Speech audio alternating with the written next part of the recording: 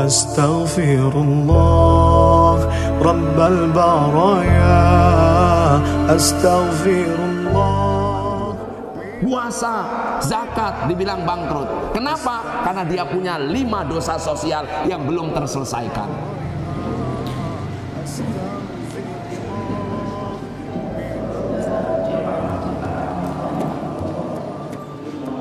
Yang dibawa oleh Rasulullah SAW. Allahumma sholli ala Muhammad wa ala ali Muhammad. Bapak Ibu jemaah Rahman dan Alhamdulillahirabbil alamin. Wassalatu wassalamu ala asyrofil anbiya'i wal mursalin. Jika dibandingkan dengan umat-umat sebelumnya secara usia umumnya pendek, kata Rasulullah SAW, umat Islam itu umurnya dari 60 sampai 70-an, sekitar itu umurnya. Tentang syakinah, ya, mawaddah warahmah, berkaca pada kisah kurban Nabi Ibrahim alaihissalam. Saya akan membahas sebuah tema, yakni keteladanan Rasul dalam membangun peradaban dunia dan akhirat. Hadirin yang dirahmati dan dimuliakan oleh Allah, setiap manusia pasti secara cepat, secara instan, secara rating start, ingin mendapatkan kesuksesan, capaian-capaian apa yang ia cita-citakan. Berbagai macam daya upaya, mencurahkan pikiran, mencurahkan waktu untuk mencapai kesuksesan yang diharapkan. Seperti Indonesia ketika ingin mendapatkan sebuah cita-cita mulia, satu kata, merdeka. Prosesnya begitu sangat panjang, 350 tahun harus berjuang. Bayangkan saudaraku, 3,5 abad harus menghadapi berbagai macam penjajah, baik Portugis, Spanyol, Belanda, Jepang. Bahkan kita harus menghadapi secara internal musuh-musuh dalam selimut komunis yang merajalela saat itu. Semua berperan, muslim, non-muslim, ikut andil untuk mensukseskan satu kata, merdeka. Bahkan peranan ulama, peranan kiai, peranan santri, peranan kaum sarungan ikut andil. Bahkan Hadratus Syekh Kiai Haji Hashim Asy'ari, pendiri Jam'iyah Nahdlatul Ulama, mengeluarkan fatwa resolusi jihad. Resolusi jihad agar semuanya kaum agamawan, santriwan-santriwati, para kiai, para ustadz ikut andil fardu ain untuk berjihad di jalan Allah. Apabila ia berpulang ke rahmatullah di medan jihad, maka ia adalah syahid dunia dan syahid akhirat. Resolusi jihad 22 Oktober kala itu, ada yang mengatakan tahun 1945, melahirkan semangat perjuangan, semangat heroik yang sering kita sebut peristiwa 10 November Hari Pahlawan.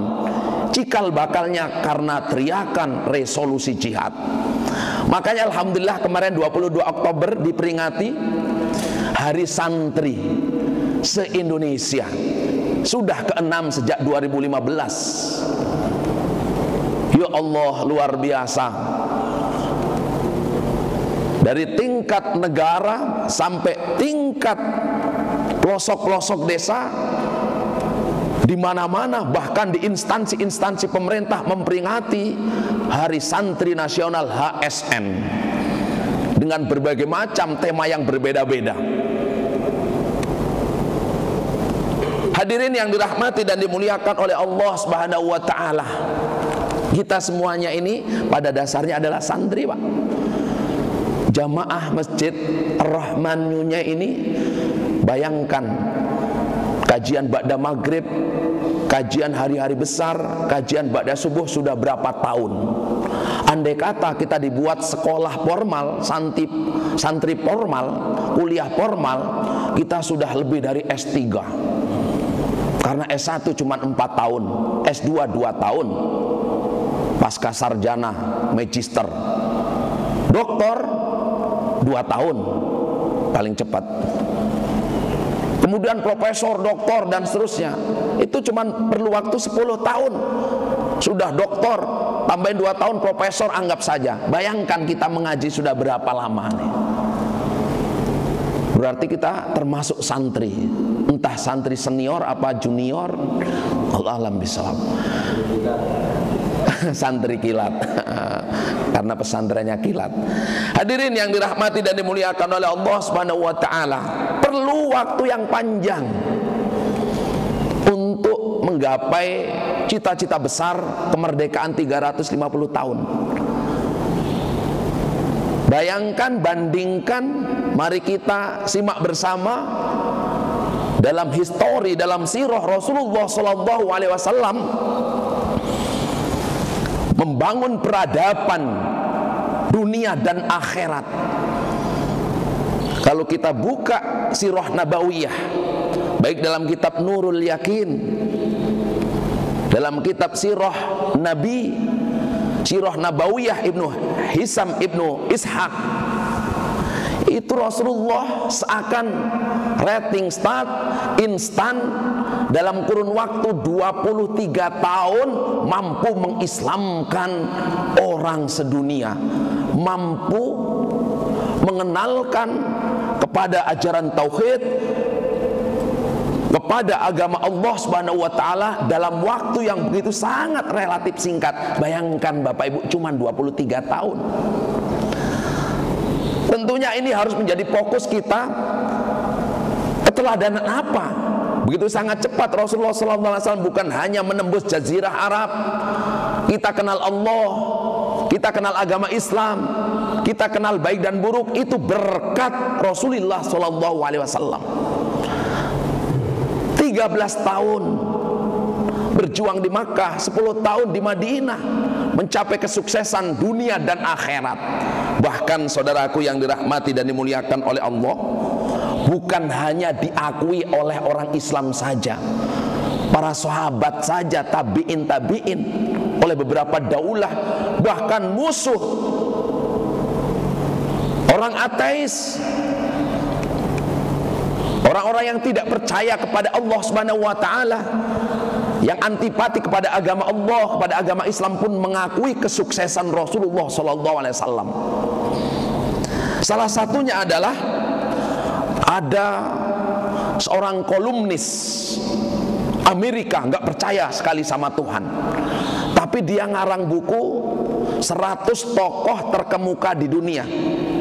Bukunya namanya The 100 Ranking of the Most Influencing Person in History. Pikirin sendiri nanti terjemahin. Di dalamnya itu ada Mahatma Gandhi, ada Adolf Hitler, ada Julius Caesar, ada Lao Tzu, ada macam-macam lah tokoh terkemuka di dunia. Tapi setelah dihierarki, dirankingkan, adalah Rasulullah SAW itu menjadi ranking pertama dalam sepanjang sejarah dan selama-lamanya. Tingkat kesuksesan dalam waktu yang singkat, cuma 23 tahun, mampu menata, membangun peradaban dunia dan akhirat. Kenapa saya katakan peradaban? Peradaban itu bahasa Arabnya itu thaqafah. Kalau hadarah, kebudayaan. Kalau thaqafah, itu berbagai macam elemen. Begitu pendidikan, sosial, kemasyarakatan.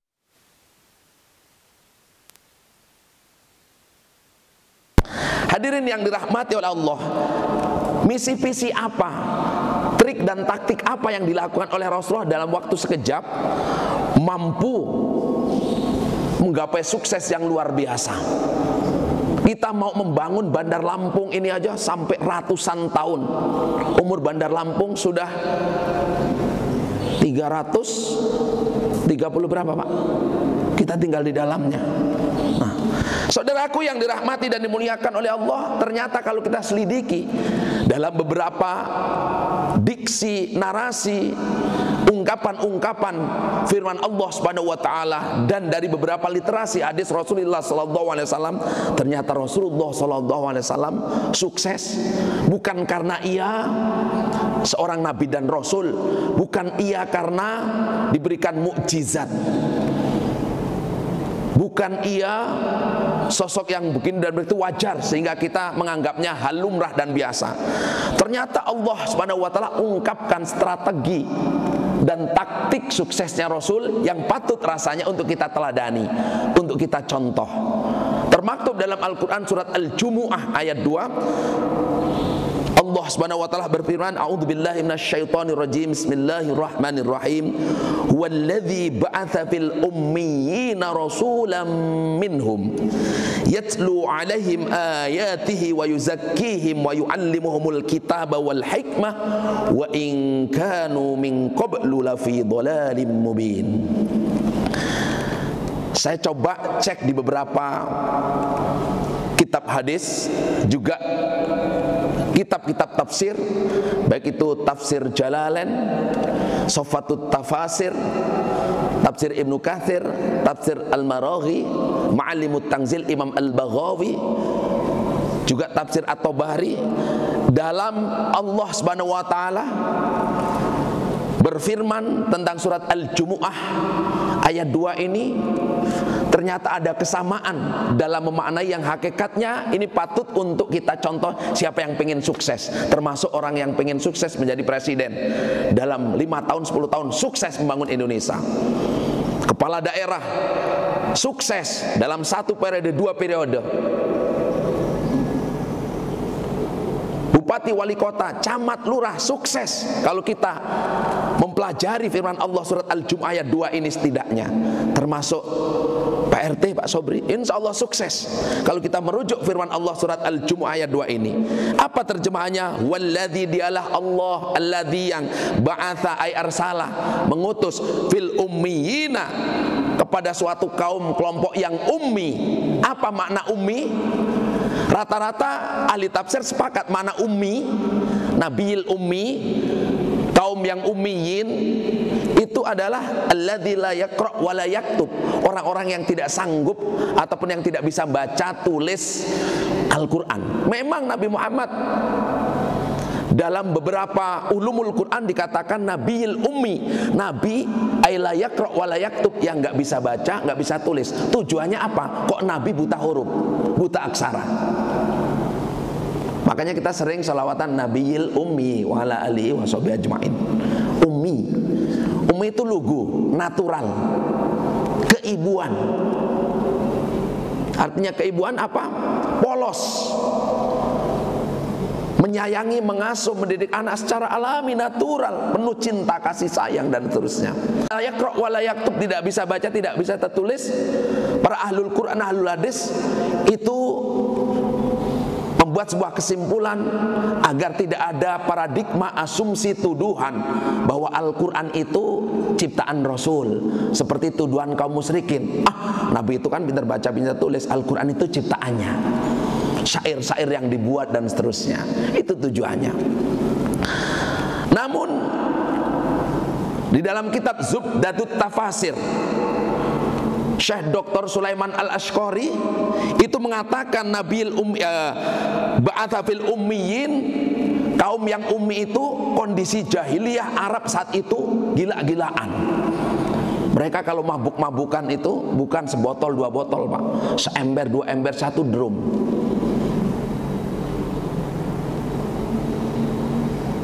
Berbuat 5M alias molimo, maling, mabok, madat, madon dan seterusnya. Ini udah gila-gilaan, sudah di luar nalar, di luar batas humanis, di luar batas kemanusiaan.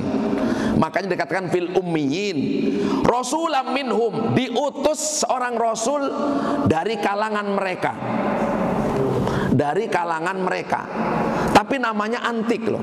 Namanya cuman 1 kata Muhammad atau Ahmad. Mahmud, Hamid. Nama Rasul kan banyak banget nama lainnya. Namanya Muhammad. Tapi dalam kitab Dalailul Khairat itu ada 201 nama lain Nabi Muhammad. Mustafa, Mujtaba, Yasin, Toha, Musyafa, dan seterusnya lain sebagainya. Tapi namanya pendek Muhammad. Orang Arab agak kaget, kok namanya singkat, keluar dari tradisi orang-orang Arab yang sesungguhnya. Kalau orang Arab kan namanya ada Abu Lahab, ada Abu Jahal, ada Abu Sofyan, ada Abu Gosok, ada Abu yang lainnya. Nih, Muhammad, terpuji di langit, terpuji di bumi, dan seterusnya. Apa yang dilakukan oleh Rasul sehingga dalam waktu yang begitu sangat instan, waktu yang sangat sebentar, sukses? Karena mereka, khususnya adalah Rasulullah SAW yang pertama yang dilakukan nih Pak, yatlu alaihim ayatih. Apa maknanya? Misi tilawah. Tilawah itu apa? Membaca. Yatlu alaihim ayatih, membacakan ayat-ayat Allah, baik ayat Qur'aniyah dan ayat kauniyah. Ayat Quran dibacakan. Pengertian dibacakan itu bukan Rasulullah membaca, karena Rasulullah dapat wahyu langsung hafal di dalam dada, di dalam hati, kemudian disampaikan melalui lisannya kepada sahabat-sahabatnya. Waktu itu Al-Quran belum ditulis Pak, hanya periode sahabat dikodifikasi, dibukukan. Memang ada sekretaris Rasul yang bernama Zaid bin Sabit, sehingga proses pengkodifikasian Al-Quran sempat menuai pro dan kontra. Rasulullah itu enggak membukukan Al-Quran. Kenapa kita para sahabat mau membukukan? Zaman Rasul Al-Quran itu berserakan Pak. Ada yang di batu-batu, ada yang di dinding-dinding, ada yang di kayu-kayu, ada yang di pelepah kurma, ada yang di kepalanya orang. Misalnya juz 10 ada di kepalanya siapa, juz 1 ada di kepalanya siapa, dan seterusnya. Maka ijtihad, konsensus, ijma'nya para sahabat itu untuk membukukan Al-Quran sempat menuai pro dan kontra. Ada yang mengatakan bid'ah, Rasulullah tidak melakukan. Zaman dulu teriak-teriak bid'ah sudah ada Pak. Zaman sekarang kian gila-gilaan, apa-apa bid'ah. Kullu bid'atin dolalah wa kullu dolalatin finnar. Semua bid'ah, pakai semua, pakai kullu. Semua bid'ah sesat, setiap kesesatan masuk neraka. Wah, terlalu general dan global. Zaman Rasul membukukan Al-Quran, makanya para sahabat termasuk Abu Bakar, Umar mengatakan nikmatul bid'ah hadih, nikmat terbaik yang membukukan Al-Quran. Kalau Al-Quran nggak dibukukan Pak, sampai sekarang kita nggak bisa megang Al-Quran. Kayak mana bawa Al-Quran nempel-nempel di batu-batu di Mekah sana. Sekarang Al-Quran ada yang paling kecil. Dulu Quran Istanbul jadi jimat. Siapa yang megang Quran Istanbul kecil banget, itu ditembak, katanya nggak mempan. Zaman dulu banyak orang nyari Pak. Ada Al-Quran terbesar. Saya di rumah punya Al-Quran, terbuat dari daun lontar. Itu kurang lebih ada yang mengatakan 50 atau 100 tahun ada Pak. Bisa dilihat di rumah, masih bisa dibaca, tapi udah buram sekali. Jadi misi Rasulullah yang pertama yatlu alim ayatih, misi edukasi, misi mengajarkan. Nah makanya saudaraku, belajar mengajar ini Masya Allah. Makanya Imam Abu Hanifah pernah mengatakan, tidaklah sebuah kebodohan tidak dapat dikikis kecuali dengan belajar dan belajar. Belajar itu pahalanya luar biasa. Maka kita setiap subuh ini belajar nih, menjadi santri. Santri itu macam-macam, ada yang menerjemahkan sun, matahari, tri itu pohon. Pohon akan rindang, ada klorofilnya, bisa tumbuh, berdaun, berbunga, berbuah karena ada matahari. Nah santri seperti itu. Ada juga yang menerjemahkan sinnya apa, terus nunnya apa, taknya apa, roknya apa, yaknya apa, macam-macam. Hadirin yang dirahmati dan dimuliakan oleh Allah Subhanahu wa taala, membaca ayat Qur'aniyah. Makanya ayo Pak, kembali kita cinta kepada Al-Qur'an. Saat ini pergeseran moral mengantarkan kita makin gak demen sama Al-Qur'an. Dulu Para ulama-ulama dulu sampai mengerti Al-Quran sampai ke akar-akarnya, jumlah ayatnya, jumlah suratnya, sababun nuzulnya, ayat-ayat horibnya, dia tahu. Sampai ayat yang berkenaan ini dan itu tahu, karena kesana kemari mainannya megangin Al-Quran, dibuka bolak-balik. Sekarang beda, Pak. Hadirnya Android menyebabkan kita lebih sibuk buka-buka fitur-fitur yang ada di handphone. Kita lebih akrab handphone, ngetik tangan kiri lincah, pakai jemari lincah dan seterusnya, buka apa saja lincah. Quran lupa. Makanya Rasul pernah curhat sama Allah, termaktub dalam Quran surat Al-Furqan, ya Rabbi, wa qala Rasul, ya Rabbi inna qaumi tahudu hadzal Qur'ana mahjura. Duhai Tuhanku, banyak umatku yang menjadikan Al-Quran mahjura, menyampaikan Al-Quran. Siapa yang menyampaikan Al-Quran? Ibnu Katsir mengatakan ketika dibacakan ayat Al-Quran tidak mau diem, itu termasuk menyampaikan. Makanya wa idza quri'al Qur'an fastami'u lahu ansitu la'allakum turhamun. Kalau dibacakan Quran itu diem, dengarkan, renungi dan seterusnya. Siapa yang menyampaikan Al-Quran? Orang Islam nggak punya Quran. Punya Quran hanya untuk pajangan, ngusir tuyul, ngusir jin, ngusir hantu dan seterusnya. Tidak mau mendalami isi Al-Quran, tidak mau mengamalkan, itu orang-orang yang menyampaikan. Maka Rasulullah langsung misinya yatlu alaihim ayatih, bagaimana agar para sahabat mahabbahnya kepada Al-Quran, cintanya kepada Al-Quran, hafal Al-Quran. Maka ada sahabat itu sampai 70 orang terbunuh pada Mu'tarakal Yamamah. Itu Masya Allah, 70 penghafal Al-Quran itu meninggal dunia. Sampai Rasulullah SAW pakai kunut nazilah menghardik, mengkutuk kaum kafir Quraisy yang membasmi para penghafal Al-Quran. Pak, senang sekali rasanya punya anak 10 saja, 10-10-nya hafiz Al-Quran 30 juz. Ya Allah, gak usah banyak-banyak, 1, 2, 3 hafiz Al-Quran. Gak usah hafiz, mahabbah cinta kepada Al-Quran. Besok disambut di depan pintu surga oleh anak kita, dikasih mahkota calon penghuni surga oleh anak kita yang hafiz, yang mahabbah cinta kepada Al-Quran. Ini, mari kita dalami isi kandungan Al-Quran, ilmu-ilmu yang berkenaan. Juga jangan lupa ayat-ayat kauniyah. Nih, kali terbatas, tapi ayat kauniyah, lihat. Wa fi anfusikum afala tubsirun. Diri kalian juga ada ayat kauniyah, mata ada ayat kauniyahnya, telinga dan seterusnya. Jadi apa yang dilakukan Rasul? Edukasi, misi tilawah. Kemudian misi kedua, tazkiyah wa yuzakkihim.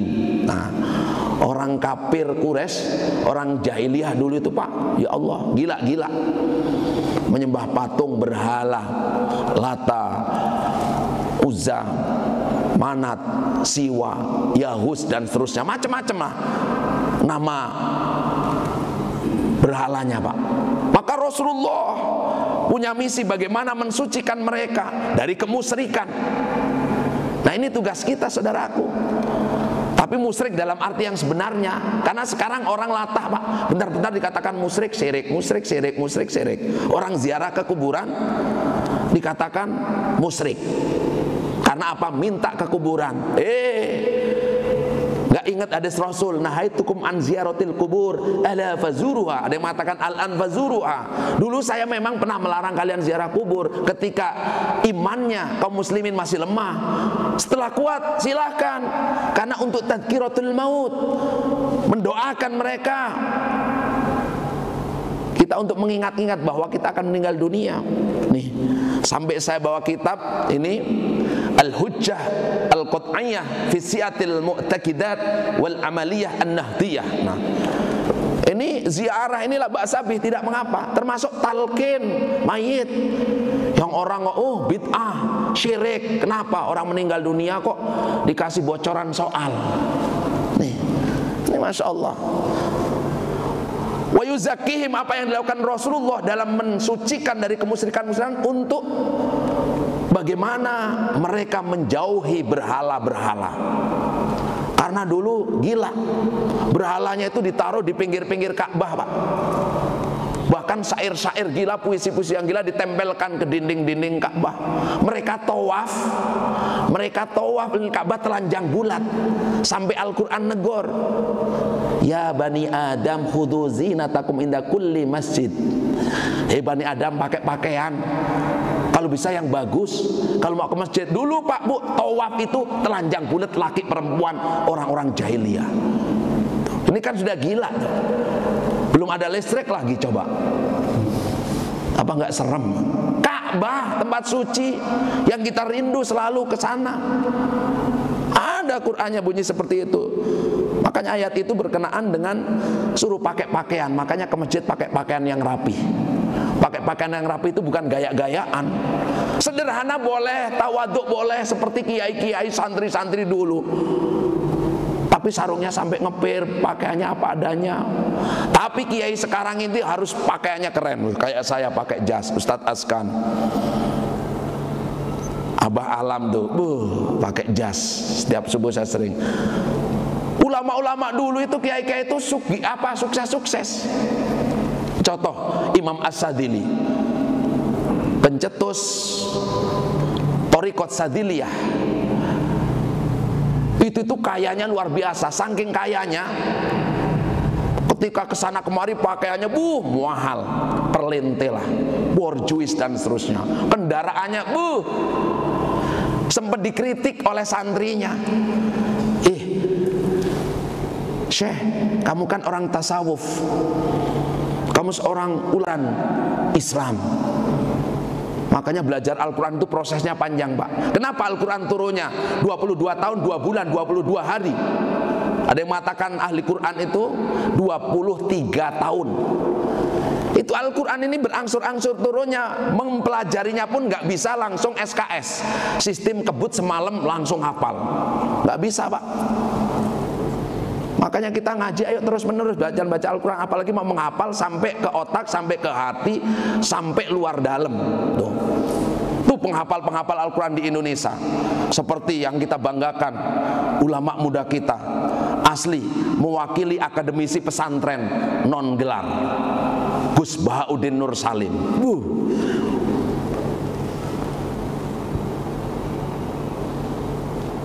Alumni pondok pesantren yang keilmuannya diakui profesor, doktor, akademisi, guru-guru besar, pakar-pakar tafsir. Itu ternyata dari kecil Kiai Haji Nur Salim, bapaknya, itu dengan ketat, gembleng, baca Al-Quran terus-menerus berulang-ulang. Bahkan saya pernah dapat curhatannya ketika pengen mengetahui isi kandungan Al-Quran. Misalnya tafsir Al-Fatihah, gak cukup tafsir Jalalain saja yang dibaca, 1000 tafsir untuk komparasi. Menurut tafsir ini Al-Fatihah maknanya apa, maksud isi kandungannya. Kadang-kadang kita cuma baca satu tafsir tuh. Oh, untuk mengetahui isi kandungan Al-Fatihah, tafsir Marohnya kayak mana, Ibnu Katsirnya kayak mana, tafsir Indonesia dulu, Pak. Maroh Labid misalnya, tafsir Ibrisnya dan seterusnya. Terus dikomparasikan dengan tafsir-tafsir Mu'tabarah, kutubut tafsir Al-Mu'tabarah. Ini kan bagus, ilmunya banyak. Ini kita baru satu makna saja, satu rujukan, wah sudah gagah banget. Ini akibat pesantren kilat nih. Hati-hati. Makanya ngaji itu lama, proses itu lama. Khairukum man ta'allamal Qur'an wa 'allamah, terus menerus belajar. Dulu sepuh-sepuh kita ngajinya pakai turutan, juz amma, metode Baghdadiyah. Saya ini pengen kirim Fatihah, siapa mu'alifnya sampai sekarang nggak ketemu, Pak. Ada yang tahu siapa pengarang juz amma, turutan metode Baghdadiyah? Ada yang tahu, Pak? Kita bisa alif ba ta tha jim ha kha dal dal roja wassalamu ai ubabi butat itu an in un ban bin bun tan sin sun dan seterusnya. Itu dari turutan, Pak. Adakah yang ingat siapa pengarangnya? Kirim Fatihah, Pak.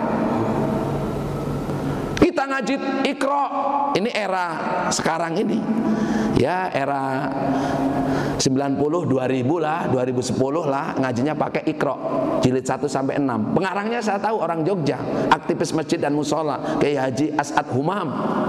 Tapi tapi berkahnya luar biasa. Itu kalkulanya. Iqra berapa itu? 3 apa 4 tuh. Ada qiraati, ada al-barqi, atau metode milenial itu banyak sekarang Pak untuk baca Al-Quran. Ini saking aktivitas yang luar biasa.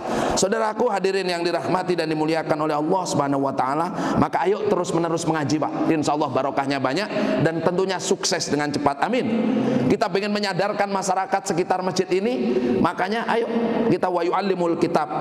Berikutnya al-hikmah. Nah ini wal hikmah, hikmah itu apa? Menampilkan sunnah, mengajarkan hukum-hukum dan seterusnya. Wa in kanu min qablu la fi dhalalim mubin. Walaupun dulunya mereka orang-orang Arab benar-benar jahiliyah, karena melalui 4 misi tadi. Misi apa? Wa yu'allimuhumul kitab, yatlu alaihim ayati wa yu'allimuhumul kitab wa yuzakkihim wal hikmah. Nah, ada hikmahnya.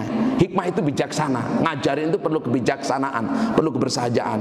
Inilah yang dilakukan oleh Rasulullah SAW dalam ngemong umat, dalam mengislamkan orang seantero jagat. Tentunya dengan pendekatan-pendekatan akhlakul karimah. Pasti kita sering dengar surat Al-Ahzab ayat 21, laqad kana lakum fi rasulillahi uswatun hasanah. Ternyata uswatun hasanah ini ahli tafsir ini yang saya kutip, ay al-mithalul a'la alladhi yajibu an tuqtada lahu fi jami' aqwalihi wa af'ali. Dalam kitab Sofatut Tafasir Muhammad Ali As-Sobuni menerjemahkan uswatun hasanah ay yakni al-mithalul a'la, contoh-contoh yang luhur, alladhi yajibu, yang wajib, an tuqtada, untuk diteladani, lahu, di dalam diri Rasul, fi jami' aqwalihi wa af'ali, di seluruh tindak tanduk perilaku perbuatan Rasulullah SAW. Berat rasanya kita nyontoh secara totalitas Rasulullah SAW, namun pelan-pelan. Dan yang paling hebatnya saudaraku yang dirahmati oleh Allah Subhanahu wa Ta'ala, Rasulullah itu dalam menyampaikan misi, visinya Rasulullah SAW itu selalu melalui pendekatan karakter, pendekatan akhlakul karimah. Akhlak apa? Nanti bisa dicek dalam Al-Quran surat Ali Imran 159, fabima rahmatim minallahi lintalahum. Rasulullah itu sukses karena lintalahum, hatinya lemah lembut, tidak beringas, tidak ganas, tidak buas, tidak sadis, tidak bengis, tidak suka mengfonis, tidak suka marah-marah. Walau kunta faddan ghalidhal qalbi lang faddu min haulik. Kalau kalian bersikap kasar, orang-orang sekitar kalian ngabur semuanya. Fa'fu anhum, suka memaafkan. Wastaghfir lahum, memohonkan ampun kepada Allah Subhanahu wa taala. Wasyawirhum fil amri. Rasulullah itu Masya Allah sangat demokratis. Artinya apa? Apa-apa musyawarah. Bapak Ibu harus banyak musyawarah, Pak. Kita mau membuat kebijakan masjid ini, musyawarah ini dikedepankan. Fa idza azamta fatawakkal 'ala Allah. Kalau punya rencana, punya planning, semua diserahkan kepada Allah Subhanahu wa Ta'ala. Inilah yang dilakukan oleh Rasul dan masih banyak yang lainnya. Hadirin yang dirahmati oleh Allah Subhanahu wa Ta'ala, maka Rasulullah sukses itu diantaranya visi misi melalui pendekatan akhlak yang dilakukan. Makanya pantaslah ada ulama besar membuat sebuah kitab. Nama kitabnya An-Ni'matul Kubra 'alal Alam fi Maulidi Sayyidi Waladi Adam. Siapa? Syekh Al-Alim Al-Alamah Syihabuddin Ahmad bin Hajar bin Ibni Hajar Al-Haytami Asy-Syafi'i. Ini sampai membuat bahwa nikmat terbesar di dunia ini dengan hadirnya Nabi Muhammad SAW. Makanya dalam hadis qudsi dikatakan, laulaka ya Muhammad ma khalaqtul aflak. Kalau nggak ada engkau Muhammad, tidak saya ciptakan dunia, tidak saya ciptakan akhirat, tidak saya ciptakan surga, tidak saya ciptakan kenikmatan. Nikmat terbesar di dunia itu hadirnya Rasul. Subhanallah. Makanya saudaraku yang dirahmati Allah, ini masih suasana maulid. Ayo kita isi dengan kegiatan-kegiatan yang positif. Tentunya sebagai rasa syukur kita kepada Allah atas lahirnya Rasul. Juga kita perbanyak baca solawat. Banyak baca solawat Pak di bulan maulid ini. Juga kita mengevaluasi diri sudah sejauh mana kita itba kepada Rasulullah SAW, pahalanya baca solawat ini masya Allah, baik itu Al-Barjanji, Burdah, Maulid Tiba, Simtuduror. Di dalam kitab ini dikatakan, ini pendapat jangan salah nyebut, ini saya di Maulid ini banyak sering dengar orang mengutip hadis Rasul, tapi saya curiga apakah hadis apa bukan. Man azzama maulidan nabi kuntu syafi'an lahu yaumal qiyamah. Siapa yang mengagungkan maulidnya Nabi, maka akan kuberikan syafaat. Padahal di dalam buku ini ungkapan-ungkapan para sahabat. Apa kata Abu Bakar? Man anfaqa dirhaman ala qiraati maulidin nabi kana rafiqi fil jannah. Siapa yang sedekah 1000, 2000 dalam acara maulid, di dalamnya ada solawatan, ada pembacaan maulid Simtuduror, Maulid Tiba, Maulid Berjanji, maka besok menjadi temannya Abu Bakar di surga. Kemudian waqala Umar, man adzama maulidan nabi, siapa yang mengagungkan muludan hari lahirnya Nabi, faqad ahyal Islam. Ini kata Umar. Kata Utsman apa? Man anfaqa dirhaman ala qiraati maulidin nabi, siapa yang sedekah 1 dirham di maulidnya Nabi, apa katanya? Fa ka'annama syahida uswata badrin wa hunain. Maka akan dapatkan pahala mati syahid seperti syahid di perang Badar dan perang Hunain. Luar biasa. Bahkan kata Ali bin Abi Thalib, man adzama maulidan nabi kana sababan liqiraatihi la yahruju minad dunya illa bil iman wa yadkhulul jannah bi ghairi hisab. Ini